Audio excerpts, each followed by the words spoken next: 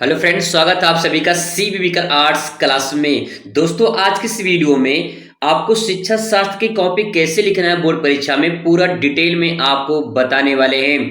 सही तरीके से कॉपी लिखेंगे तो आपको अच्छा नंबर मिलेगा। वही आज की इस वीडियो में सही तरीके से कॉपी कैसे लिखा जाता है सब कुछ डिटेल में आपको बताने वाला हूं। उससे पहले मैं आपको पेपर पैटर्न दिखा दूं।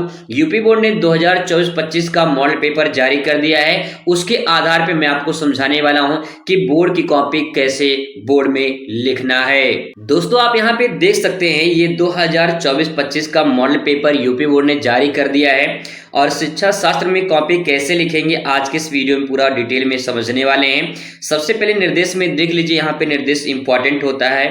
प्रश्न संख्या एक बहुविकल्पीय, ये जो क्वेश्चन रहेगा ये बहुविकल्पीय प्रकार का होगा और प्रश्न संख्या 2 से 6 तक निश्चित उत्तरीय प्रश्न रहेगा और 7 से 12 अतिलघु उत्तरीय रहेगा, जिसका प्रत्येक जो है 25 शब्दों में इसका उत्तर देना है। 11 से 18 तक लघु उत्तरीय रहेगा, जिसमें उत्तर आपको 50 शब्दों में देना है और 19 से 21 आपका लॉन्ग क्वेश्चन रहेगा, इसका उत्तर आपको 250 शब्दों में देना है। 250 शब्द का मतलब 2.5 पेज, ये मान के चलिए 250 शब्द का मतलब 2.5 पेज और 3 पेज तक आपको आंसर को प्रेजेंट करना है। ये बात ध्यान रखिएगा। कैसे करना है, किस प्रकार से आंसर को प्रेजेंट करना है ताकि आपको पूरा नंबर मिल जाए, सब कुछ इस वीडियो में डिटेल में दोस्तों आपको बताने वाले हैं। सबसे पहले यहाँ पे आपके बहुविकल्पीय प्रश्न आएंगे, कुछ इस प्रकार से देखने को मिलेगा। ऐसे आंसर को कैसे हम लिखेंगे कॉपी में, ये मैं कॉपी आपको दिखाने वाला हूं। इस प्रकार से आप देख लीजिए, ठीक है। फिर आपका क्वेश्चन रहेगा निश्चित उत्तरीय प्रश्न, मतलब कि आपको एक लाइन में इसके आंसर को प्रेजेंट करना है, ठीक है।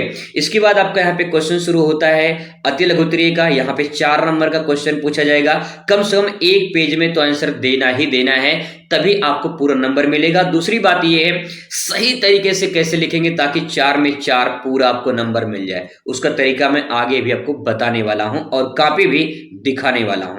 इसके बाद दोस्तों आपका क्वेश्चन हुआ लघु उत्तरीय प्रश्न में। लघु उत्तरीय प्रश्न देखिए 6 नंबर का क्वेश्चन पूछा जाएगा और ये मान के चलिए कम से कम 2 पेज में तो आंसर को प्रेजेंट करना ही करना है, ठीक है। 1.5 से 2 पेज में आंसर जरूर लिखना है। और उसके बाद जो विस्तृत उत्तरीय प्रश्न रहेगा ये 10 नंबर का प्रश्न रहेगा और 10 नंबर के लिए कम से कम 2.5 पेज से 3 पेज, 2.5 पेज से 3 पेज तक जो है आपको आंसर को लिखना है।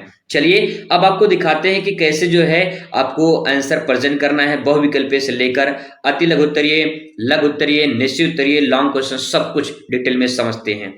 अब दोस्तों क्वेश्चन पैटर्न आपके सामने आ चुका है। सबसे पहले बहुविकल्पीय से शुरुआत करेंगे और यहाँ पे प्रश्नोत्तर नंबर लिखेंगे पहला। उसके बाद जो है मान लीजिए पहले का चौथा सही तो आप यहाँ पे लिख देंगे जो भी आपका आंसर सही होगा उस टाइम पे जो भी एग्जाम में क्वेश्चन आएगा। मैं एग्जाम्पल के माध्यम से समझाने की कोशिश कर रहा हूँ। तो यहाँ पे जो है पहले का आ हो जाएगा, आ का चौथा सही है। इस प्रकार से लिख के आपको यहाँ पे टिक कर देनी है, सही जब एग्जामिनर कर देगा 1 नंबर आपको मिल जाएगा। ऐसे ही आपको यहाँ पे प्रेजेंट करनी है। फिर इसके बाद जो है आपको एक लाइन का गैप करना है ताकि जो दूसरा क्वेश्चन है वो आपको स्पष्ट रूप में दिखाई दे, ठीक। गैपिंग जरूरी है क्योंकि आपका इस पे 1 नंबर, इस पे 1 नंबर, सब पे जो है आपको 1 नंबर मिलेगा। तो आप जो है अगर उसमें सटा के ले देंगे तो दिक्कत हो जाएगी, इसलिए एक लाइन का गैप कर देंगे ताकि स्पष्ट साफ सुथरा दिखाई दे।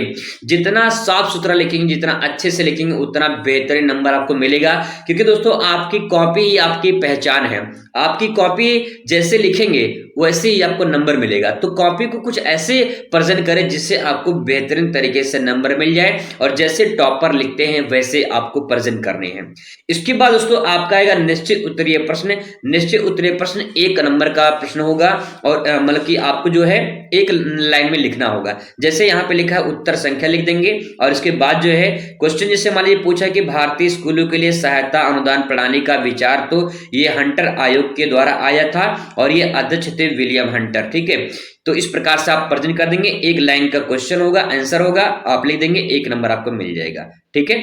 ऐसे ही आप देखिए, अब आप मेन पॉइंट ध्यान में रखना है कि जब अगला क्वेश्चन लिखेंगे ना तो 2 लाइन का गैप कर देंगे ताकि जो है दोनों क्वेश्चन अलग अलग दिखाई दे और स्पष्ट दिखाई दे, साफ सुथरा दिखाई दे, ताकि जो है आपको बढ़िया नंबर मिल पाए। ये बात ध्यान रखेंगे। क्वेश्चन मालूम पूछ लेगा कि भूकंप की तीव्रता के मापी के पैमाना कौन सा है, तो पैमाना जो है रिक्टर स्केल है और जो उसका यंत्र होता है वो सिस्मोग्राफ होता है, लेकिन जिस पैमाने पर नापा जाता है वो रिक्टर स्केल है। तो पैमाना पूछा है तो पैमाना यहाँ पे लिखा गया है। फिर वही बात देखिए, यहाँ पे दो लाइन का गैप कर दिया गया है ताकि क्वेश्चन अलग अलग दिखाई दे और सही तरीके से आपको नंबर मिल जाए। क्वेश्चन चौथा है, भारत में शिक्षा प्रसार का स्वरूप क्या है? तो गुणात्मक है।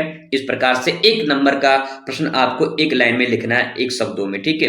नेक्स्ट क्वेश्चन पूछेगा कि जिससे मान लो आपसे पूछ लेगा कि क्वेश्चन पूछा तो मैंने इस प्रकार से यहाँ पे प्रेजेंट कर दिया है, आपको इस प्रकार से लिखना है, ठीक है। अब बात करेंगे आपका अति लघु क्वेश्चन कैसे आएगा। तो अति लघु जो क्वेश्चन है इसको कैसे प्रेजेंट करना है, तो देखिए सबसे पहले दोस्तों ध्यान में रखने वाली बात ये है, यहाँ पे प्रश्नोत्तर नंबर लिखेंगे, जो भी प्रश्नोत्तर नंबर रहेगा और जो भी क्वेश्चन में पूछा गया उसी क्वेश्चन से हेडिंग बना लेनी है। जैसे यहाँ पे लिखा गया है उपनयन संस्कार क्या होता है, तो आइए देखते हैं उपनयन संस्कार अगर आपके पेपर में पूछ लेगा तो कैसे आप प्रेजेंट करेंगे उपनयन संस्कार क्या है।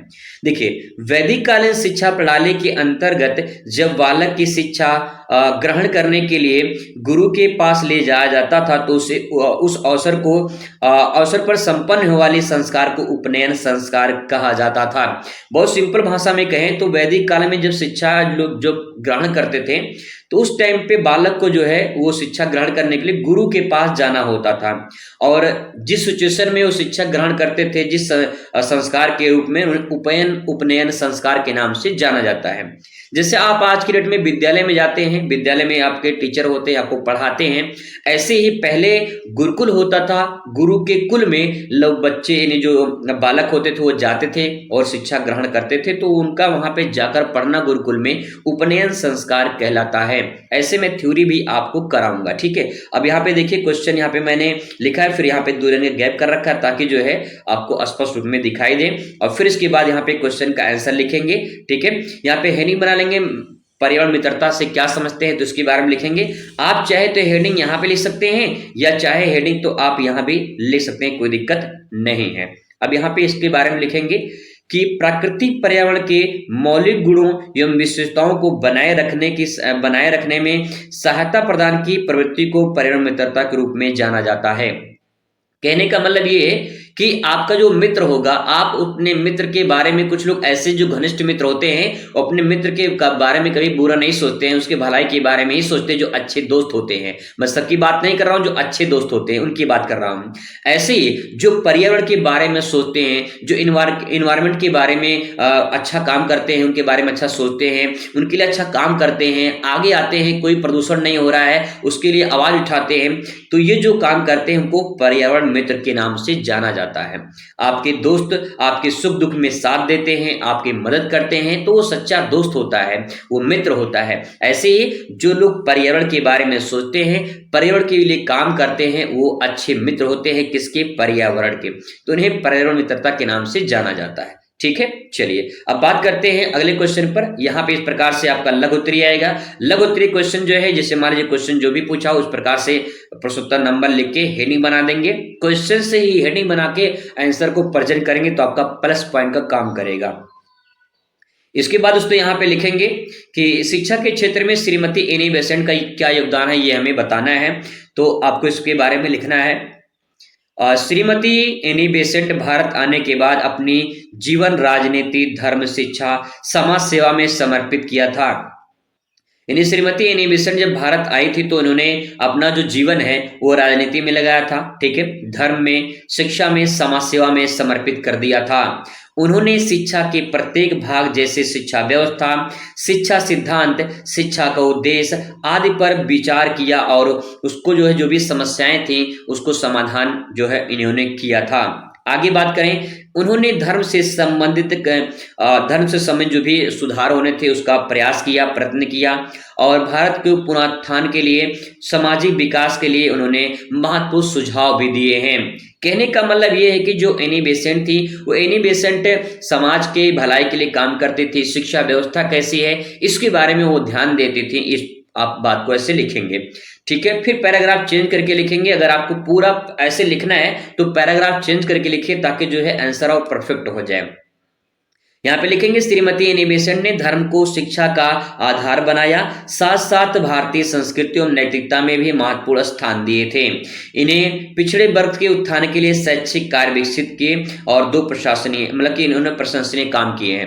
कहने का मतलब ये है कि बहुत अन्य पिछड़े वर्ग लोग थे जिनको शिक्षा का महत्व उतना नहीं था, लेकिन धीरे धीरे इन्होंने उसका उत्थान किया, उन्होंने उसको ऊपर उठाया और शिक्षा के महत्व को समझाया कि शिक्षा क्या है, शिक्षा कितनी जरूरी है मानव जीवन में। ये सब बताया और उसके बाद धीरे धीरे उसका उत्थान हुआ। आगे फिर पैराग्राफ चेंज करके ले सकते हैं कि बेसेंट जी का सुझाव था कि अनिवार्य तथा निःशुल्क शिक्षा प्रत्येक वर्ग के लिए होनी चाहिए, जिसका उत्तरदायी सरकार वहन करेगा। जैसे प्राइमरी में जूनियर में आपको निःशुल्क शिक्षा प्रदान की जाती है, ऐसे ही इंटर कॉलेज में और कॉलेजों में जो है निःशुल्क शिक्षा प्रदान की जाए और इसका सरकार जो है उत्तरदायी इसका पूरा वहन करे। तो ये प्रक्रिया जो है उन्होंने बेसेंट ने सुझाव दिया था। ठीक है, नेक्स्ट है नारी उत्थान के लिए उन्होंने जो भी प्रयास किए उसके लिए भारतीय नारी उन्हें सदैव ऋणी मानती हैं। नारी उत्थान के लिए भी उन्होंने बहुत अच्छा काम किया था और कोटेशन यहाँ पे जरूर लिखेंगे, कोटेशन, डायग्राम, मैपिंग, इन सब का प्रयोग करना बहुत ही इंपॉर्टेंट होता है। इससे आपका नंबर जो है वो प्लस पॉइंट हो जाता है। अगर आपको 10 में से 8 मिलना हो तो 10 में 10 पूरा मिलने का चांस होता है। कोटेशन में लिखा गया है कि शिक्षा के क्षेत्र में बेसेंट जी का योगदान सराहनीय है। कोई ज्यादा बड़ा कोटेशन नहीं है, लेकिन बस इतना ले देंगे कि शिक्षा के क्षेत्र में बेसेंट जी का योगदान सराहनीय है, लोग उन्हें मानते हैं, आदर्श के तौर पे उन्हें सम्मान देते हैं। ठीक है, अब इसके बाद क्वेश्चन आता है आपका लॉन्ग क्वेश्चन में विस्तृत उत्तरीय क्वेश्चन आएगा। जो भी क्वेश्चन नंबर यहाँ पे रहेगा आप उसे लिख देंगे अच्छे से और फिर इसके बाद जो है हेडिंग जो बनेगा वो हेडिंग लिखेंगे और हेडिंग बना के इसके बाद जो है आप आंसर को प्रेजेंट करेंगे। यहाँ पे प्राचीन और मध्यकालीन शिक्षा की विशेषताएं के बारे में बताना है। तो पहले शिक्षा का उद्देश्य देख लेते हैं, इस प्रकार से हेडिंग बना के लिखेंगे। तो यहाँ पे का शिक्षा का उद्देश्य क्या है देखते हैं। तो यहाँ पे लिखेंगे वैदिक काल तथा मध्यकाल में शिक्षा भारतीय शिक्षा में ही समाज में प्रचलित होने वाले दो भिन्न भिन्न शिक्षाएं प्रणाली हैं। यानी प्राचीन शिक्षा और मध्यकालीन शिक्षा ये दो शिक्षाएं हैं जो अलग अलग समय में जो है संचालित हुई थी। ठीक है, अब इसके उद्देश्य लिखेंगे। तो उद्देश्य में लिखेंगे कि क्या उसका उद्देश्य है, तो लिखेंगे प्राचीन या वैदिक कालीन शिक्षा हिंदू धार्मिक सिद्धांतों एवं दर्शन पर आधारित थी। यानी जो वैदिक काल शिक्षा थी वो हिंदू धर्म पर आधारित थी, उनके सिद्धांतों के बारे में, उनके दर्शन के बारे में, दर्शन यानी चिंतन करना, उनके बारे में, वेदों के बारे में बताया जाता था और उनको समझाया जाता था। इस प्रकार की शिक्षा प्रदान की जाती थी। आगे लिखेंगे दूसरा पॉइंट कि वैदिक कालीन शिक्षा जो थी एक मुख्य उद्देश्य ज्ञान प्राप्ति होता था और आध्यात्मिक विकास करना था। यानी आध्यात्मिक मतलब कि ईश्वर को जानना, समझना, परखना, ईश्वर के लिए भक्ति करना, ईश्वर को मतलब कि ईश्वर के लिए समर्पित करना, ये सब अध्यात्म में सिखाया जाता था। और इनका मुख्य उद्देश्य था कि भाई किसी प्रकार से उनको वेदों का ज्ञान प्राप्त हो और वो अध्यात्म को ज्ञान प्राप्त कर लें। ठीक है, ऐसा शिक्षा दी जाती थी। वैदिक काल शिक्षा में जो है जो शिक्षा का दंड इसमें नहीं दिया जाता था। मतलब कि जैसे आज की डेट में तो अब तो मारना बच्चों को अपराध है, ये कानून जुर्म है, लेकिन बच्चों को अगर कोई शिक्षक मारते हैं तो इसका मतलब ये है कि दंड दे रहे हैं, तो ये गलत है। यहाँ पे ध्यान रखने वाली बात है कि वैदिक काल में शिक्षा के लिए कोई भी दंड नहीं दिया जाता था। ठीक है, नेक्स्ट आपके सामने है अगला पॉइंट यहाँ पे कि मध्यकाल में शिक्षा व्यवस्था कैसी थी, इसका उद्देश्य क्या है देख लेते हैं।